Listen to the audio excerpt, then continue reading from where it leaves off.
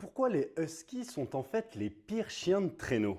Parce que si t'es comme moi et que tu penses aux chiens de traîneau, c'est quasiment sûr que tu t'imagines un husky de Sibérie. Alors que si tu demandes à un vrai conducteur de chien de traîneau qui s'appelle un musher, il te dira tout de suite que ce n'est pas les meilleurs chiens et que ça fait des centaines d'années que c'est déjà plus vraiment le cas.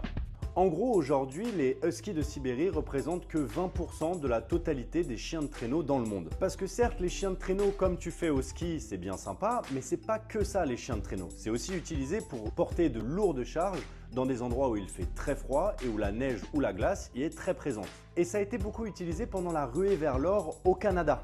Sauf que je suis d'accord avec toi, à l'origine c'était des huskies de Sibérie il y a des milliers d'années. Sauf que pour la ruée vers l'or, on avait besoin de transporter des lourdes et des grosses marchandises le plus rapidement possible d'un point A à un point B dans la glace. Et pour ça les mushers, ils se sont dit on va mélanger plusieurs races de chiens pour faire la race de chiens de traîneau ultime. Et pour ça, ils ont mélangé un husky de Sibérie que tu connais très bien, un chien de chasse, bien souvent un braque ou quelque chose comme ça, et un lévrier pour le côté très rapide.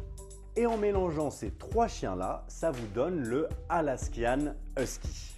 C'est la bête parfaite pour faire du chien de traîneau parce qu'il est rapide, puissant et il a énormément de force.